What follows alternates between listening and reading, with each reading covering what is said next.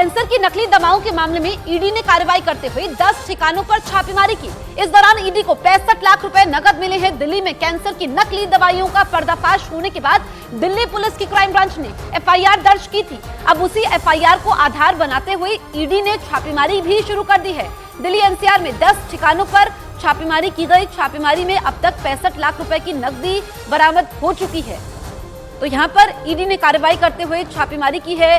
Cancer की नकली दवाओं का मामला दिल्ली एनसीआर में 10 ठिकानों पर छापेमारी की गई है और कैश भी बरामद किया गया है। अब तक आप ये समझिए जो छापेमारी हुई है उसमें ईडी को 65 लाख रुपए का कैश मिला है।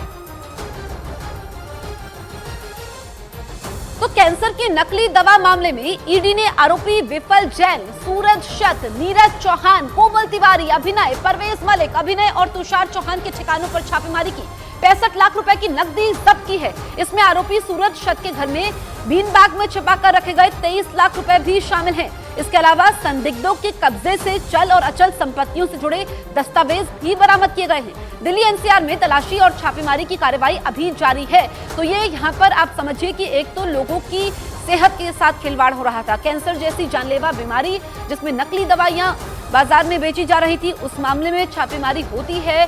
65 लाख रुपए कैश भी बरामद होते हैं। काफी बड़ा ये नेक्सस है। और आप ये समझिए कि बीन बैग में 23 लाख रुपए छुपा कर रखे गए थे।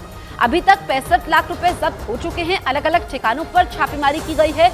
10 ठिकानों पर ईडी ने आरोपियों के ठिकानों पर छापेमारी की है। अभी और खुलासे होने बाकी हैं। कोलकाता में बन रही एक इमारत के ढहने से हुई 9 लोगों की मौत के बाद हड़कंप मच गया।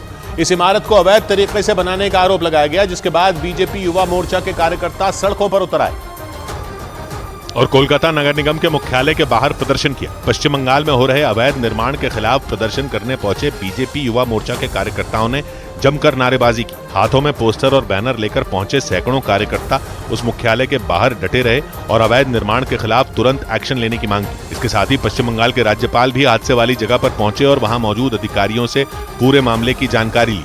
राज्यपाल सीवी आनंद बोस ने पश्चिम बंगाल सरकार से इस मामले में तुरंत एक्शन लेने की मांग की। Government has the option to set up task forces to identify the unauthorized constructions. इससे पहले पश्चिम बंगाल की मुख्यमंत्री ममता बनर्जी भी घटनास्थल पर पहुंची थी।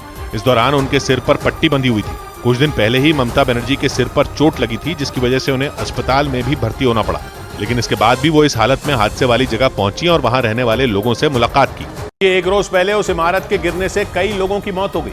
बताया गया कि देर रात करीब 12 बजे हुए इस हादसे से वहां चीख पुकार मच गई, क्योंकि उस इमारत के मलबे के नीचे 10 से ज्यादा लोग दब गए। बन रही उस इमारत के अचानक गिरने से वहां हड़कंप मच गया। इसके बाद वहां तुरंत रेस्क्यू ऑपरेशन चलाया गया और मलबे के नीचे दबे ज्यादातर लोगों को बाहर निकाल लिया गया। वहां रहने वाले लोगों ने आरोप लगाया कि उस इमारत का अवैध तरीके से निर्माण किया जा रहा था। यही वजह रही कि वहां अचानक इतना बड़ा हादसा हुआ और कई लोग उसकी चपेट में आ गए। वहां रहने वाले लोगों ने आरोप लगाया कि उस इमारत का अवैध तरीके से निर्माण किया जा रहा था। यही वजह रही कि वहां अचानक इतना बड़ा हादसा हुआ और कई लोग उसकी चपेट में आ गए। बताया गया कि उस इमारत के आसपास कई झोपड़ियां भी मौजूद थीं और वो भी उस इमारत के नीचे दब गईं। वहां से हादसे के बाद की जो तस्वीरें आई उनमें लोगों की भारी भीड़ दिखाई दी और सभी लोग उस इमारत के मलबे के नीचे दबे लोगों को निकालने में जुटे थे। पुलिस के मुताबिक इस हादसे में कई लोगों की मौत हो गई।